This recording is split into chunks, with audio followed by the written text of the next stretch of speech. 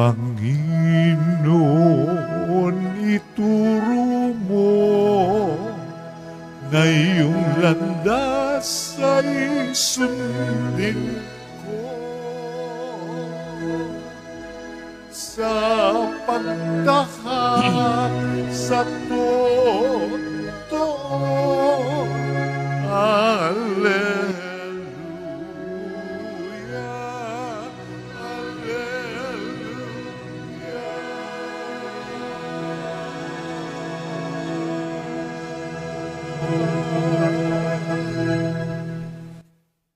Sumainyo ang Panginoon. At sumaiyo rin. Ang mabuting balita ng Panginoon ayon kay San Mateo. Papuri sa iyo, Panginoon.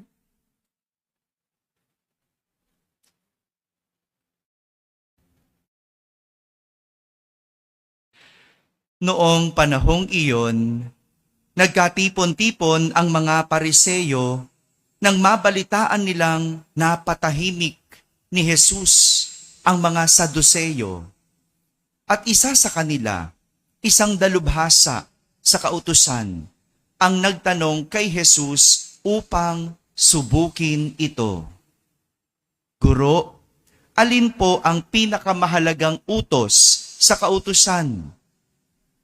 Sumagot si Jesus, ibigin mo ang Panginoon mong Diyos ng buong puso, ng buong kaluluwa, at ng buong pag-iisip. At ito ang pinakamahalagang utos. Ito naman ang pangalawa. Ibigin mo ang iyong kapwa gaya ng iyong sarili. Sa dalawang utos na ito, nakasalalay ang buong kautusan ni Moises at ang turo ng mga propeta. Mga kapatid, ang mabuting balita ng Panginoon. Pinupuri ka namin, Panginoong Hesukristo. Umupo ang lahat at makinig sa homilya. Isang magandang umaga po sa inyong lahat. Magandang umaga sa mga nasa barangay, yung mga nasa tahanan at nasa abroad na nagsisimba via online, kasama kayo sa aming banal na pagdiriwang dito sa ating parokya.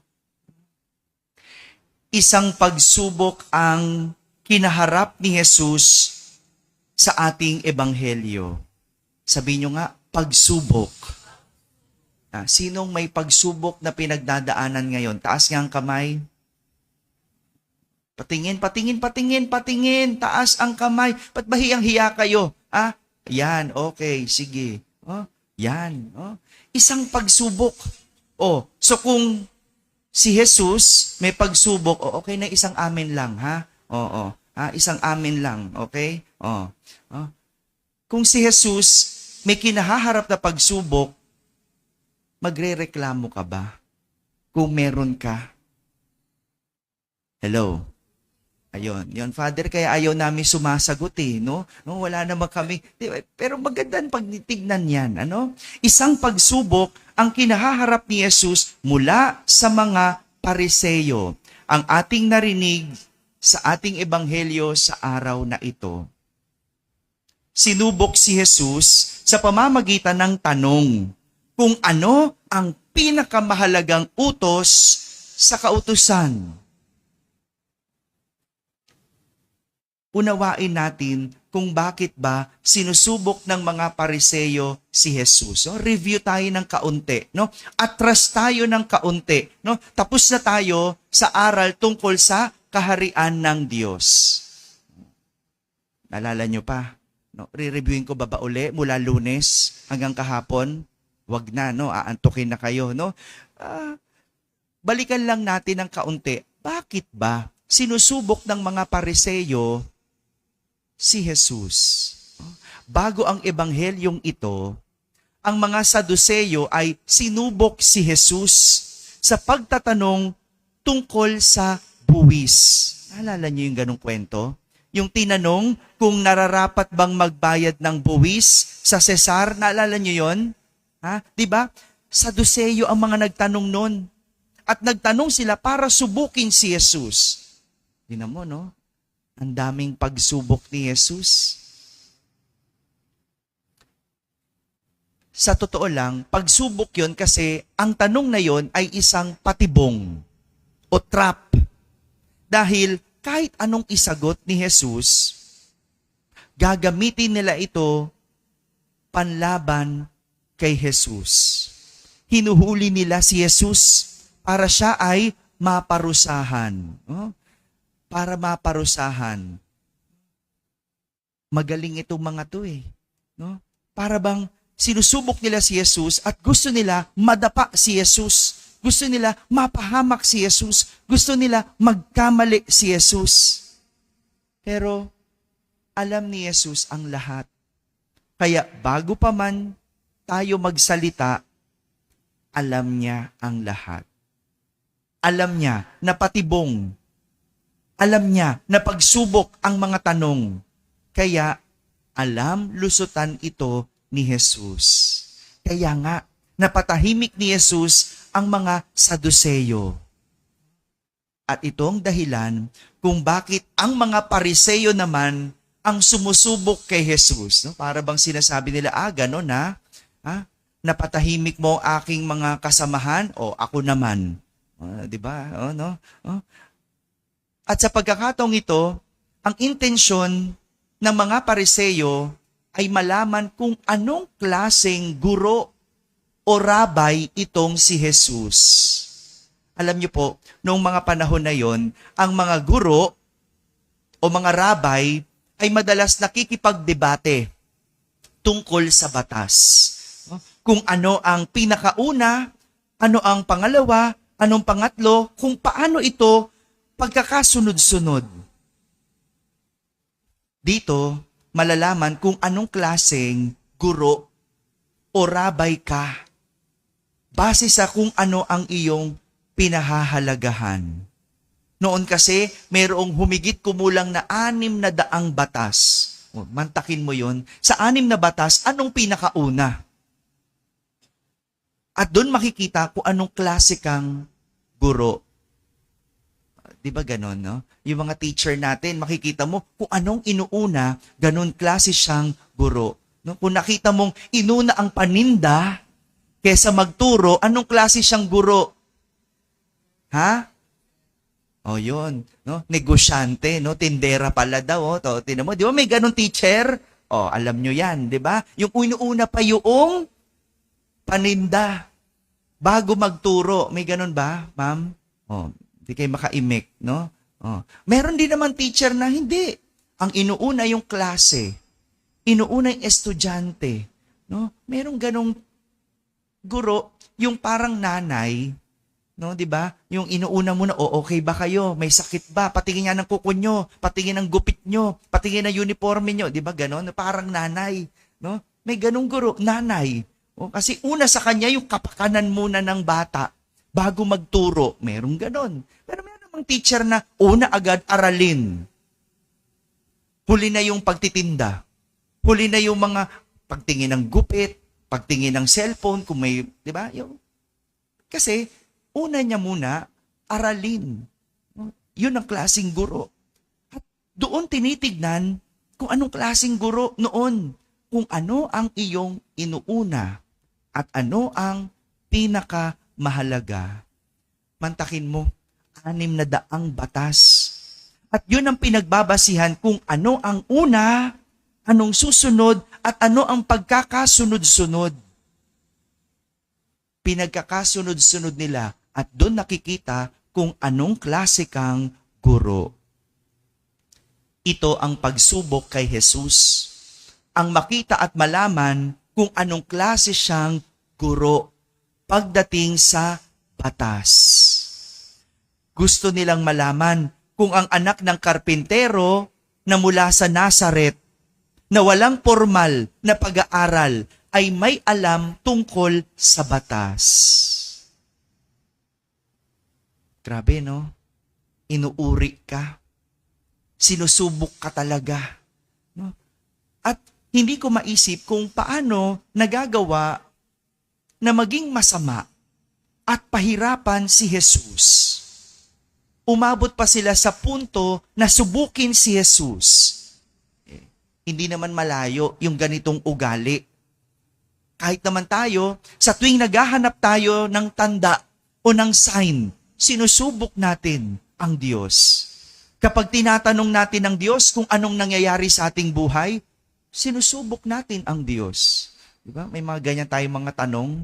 No? Kapag nagtatanong ka kung bakit nangyayari yan sa iyong buhay, hindi ba? Sinusubok mo rin ang Diyos. Sinusubok natin kasi hindi naman kasalanan yan ng Diyos. Pero sa Diyos natin, itinatanong, itinutuon at ibinubunton. Yung pagkakasakit mo na tinatanong mo, sino may gawa? Hello? Diba? Pero ang tatanungin mo, Diyos, bakit nangyayari sa akin to? Sino may gawa? Sabi ng Diyos, ako ba kumain ng crispy pata? Ha? Ako ba ang uminom ng soft drinks? Ha? Na at hindi umiinom ng tubig? No? Ako ba yung hindi natutulog? No, Mika? No, bakit ako? Pag may sakit na, ako na ang tatanungin nyo. Ako ba ang hindi nag-aral kaya bumagsak? Ako ba ang hindi nagsipag kaya hirap ang buhay? Hello? Di ba minsan, ang lupit natin sa Diyos? Yung mga tanong natin, saan ba nanggagaling? At ang mas nakakalungkot, may blackmail pa tayo minsan sa Diyos. Kapag hindi mo ako pinagaling, di na ako magsisimba. May mga pagganyan pa tayong drama, di ba? Kapag hindi ako pumasa, ayoko na. Di ba? May mga ganyan pa tayong drama, no? Pero, sino bang may gawa? Nakakalungkot dahil nagagawa natin ito sa ngalan ng pansariling motibo. Ayun. Kasi sa atin, kapag tayo ang kumilos, lagi ang motibo, sarili. Pero si Jesus, ang motibo lagi, pag-ibig. Kaya nga para sa Kanya, ang mahalagang utos, pagmamahal sa Diyos at pagmamahal sa kapwa. Lahat ng kinikilos ni Jesus, ito ang pamantayan. Ito ang una. Pag-ibig. Father, kung mahal tayo ng Diyos, bakit ang hirap ng buhay? Father, kung mahal tayo ng Diyos, bakit nangyayari sa atin ito? Well, unang tanong, sino ba munang may gawa? Bago tanungin ng Diyos. Kapag hindi mo gawa, saka natin tatanungin ng Diyos. Di ba? Pag hindi mo gawa yung cancer, saka natin tatanungin. Kapag hindi mo gawa na bumagsak ka, no? Yung nag-aral ka, di ba? Nag-aral, nagre-review ka naman, kinabisa mo lahat. Tapos, hindi lumabas. Kahit isa sa inaral mo. Sino may kasalanan? Tingnan mo muna.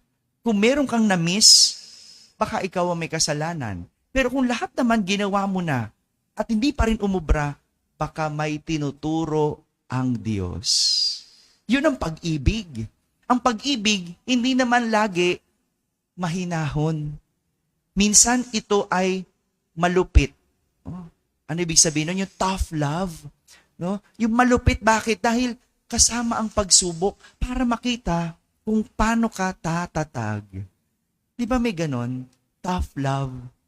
Alam mo, madalas sa akin sinasabi ito sa akin ng aking batchmate na pare. Alam mo, ikaw, tough love kay. No? Sinasabi niya sa akin ganon. No? Yung ang hirap mong mahalin. Ganon ba? Ganon ba? Hindi. No? Kasi, kasama yun eh. Kaya ka nangangaral, kaya mo tinutuwid, kaya mo tinatama kasi mahal mo. Una sa lahat kasi may malasakit. Una sa lahat, may pag-ibig. Yun naman yung akin, di ba Mika? Kaya kita pinatutulog. No? Kasi malilimutan mo magpindot na Facebook Live. No? Kahapon nalimutan ni Mika. No? Kaya yung mga nasa Facebook na nag-iintay po kahapon, patawad po. No? Si Mika kasi hindi nakatulog nung gabi. No? Lutang. Kinabukasan, no? Pero okay lang yun, Mika. Pinatatawad ka namin doon, no? Talaga lang ganun, no? Tough love talaga si Father, no? Ihohomili pa talaga ako, no? Kasama yon para matuto tayo, no? 'Di ba? Minsan para magtanda, 'di ba? Hindi ko na malilimutan, no? Pipindutin ko na talaga yung Facebook Live para yung mga nag-iintay sa Facebook, no? ay makakapagsimba. Kuminsan, no, sadyang ganon. Ang pagsubok tumarating para tayo ay patatagin. Pero, para sa Diyos, ang numero 1, pag-ibig. Pag-ibig. Kaya haharapin ang pagsubok ng may pag-ibig. Mga kapatid, walang kailangang patunayan sa atin ng Diyos. Kaya hindi natin siya dapat subukin. Ang magandang gawin sa mga aral na kanyang ibinibigay ay tanggapin. Dahil walang ibang motibo ang Diyos, kundi ang pagmamahal ay maituro. Amen? Amen.